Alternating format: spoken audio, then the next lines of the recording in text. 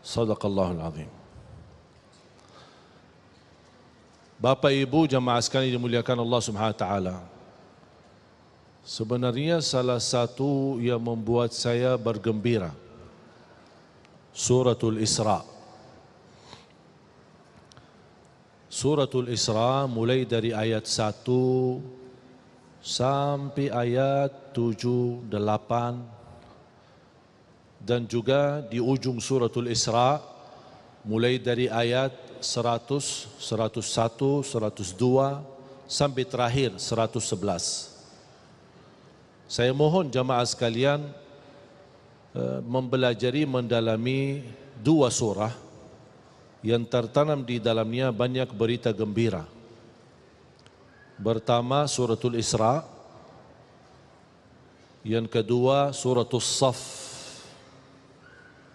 Suratul Saf, karena juga di Suratul Saf Allah menceritakan A'udzu billahi minasy syaithanir rajim yuriduna liyutfi'u nurallahi biafwahihim wallahu mutimmu nurihi walau karihal kafirun هو الذي أرسل رسوله بالهدى ودين الحق ليظهره على الدين كله ولو كره المشركون.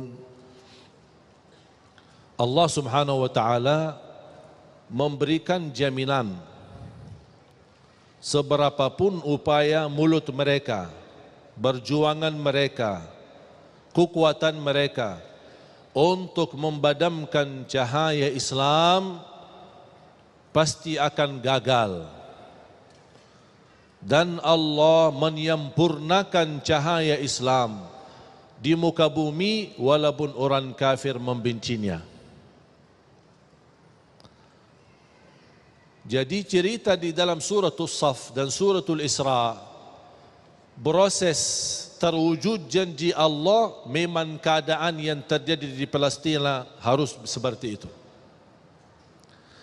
Karena Rasulullah sallallahu alaihi wasallam bersabda di hadis yang diriwayatkan Imam Ahmad dalam musnadnya, "La taqumus sa'ah hatta taqtatila al-yahud wal muslimun." Tidak akan terjadi hari kiamat sampai terjadi perang besar antara umat Islam dan Yahudi. Di mana tempat perang? Di situ, di Palestina. Bahkan sebagian ulama berkata Ardul Mahsyar Palestina, tempat nanti dibangkit oleh Allah seluruh manusia, berkumpul di satu tempat untuk dihisab hari kiamat. Itulah tanah suci Palestina, disebut Ardul Mahsyar. Makanya Palestina memiliki keistimewaan yang sangat besar. Nabi Isa alaihi salam akan turun ketika juga datang Al-Imamul Mahdi bersama Nabi Isa ke Palestina, dan Nabi Isa justru mendorong Imam Mahdi untuk menimami umat Islam di saat itu. Karena Al-Imamul Mahdi adalah keturunan Nabi Muhammad SAW, bernama Muhammad ibnu Abdillah, sama dengan nama Nabi kita Nabi Muhammad ibnu Abdillah sallallahu alaihi wasallam.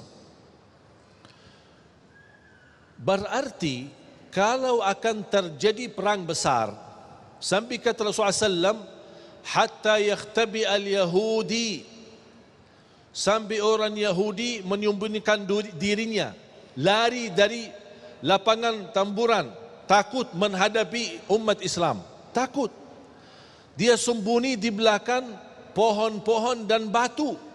Allah perintahkan pohon dan batu untuk berbicara. Pohon dan batu nanti di negeri Palestina akan berkata, "Hei orang Islam, hei orang Muslim, ke sini, kemari, ada di belakangku orang Yahudi lagi sembunyi." Kata Rasulullah SAW, kecuali satu pohon bernama Al-Gharqad. Mengapa tidak bisa bicara pohon itu? Kata Rasulullah SAW, فَإِنَّهُ مِنْ شَجَرِ يَهُودِ, karena pohon itu adalah dari Yahud. yang ditanam oleh Yahudi. 3 minggu yang lalu saya berada di Palestina dan saya sengaja keliling mencari pohon Al-Gharqad itu. Ada enggak? Ternyata ada dan diberi perhatian oleh pemerintah Israel di sana dan ditanam banyak. Oh, ternyata mereka tahu kebenaran Islam. Kalau tidak percaya, buat apa dia tanam pohon itu? Buat dipakai untuk membela dirinya. Dan tidak akan mungkin terjadi perang besar umat Islam menghadapi Yahudi kecuali kalau mereka semua terkumpul. Nanti di saat itu kumpul dari negara mana? Datang berhijrah ke tanah suci Palestina. Memang ujiannya, penerbangannya apa? Diambil rumah kita, penerbangannya dikuasai masjid kita, penerbangannya dibunuh anak kita. Itu semua penerbangan. Buat apa? Supaya mereka terkumpul di situ. Semua Yahudi dari seluruh dunia kumpul di sana. Kalau sudah terkumpul, tidak ada yang tersisa di luar, terjadilah perang besar. Karena umat Islam nanti akan mampu menghabiskan semua Yahudi. Tidak ada satu Yahudi pun yang akan hidup di muka bumi.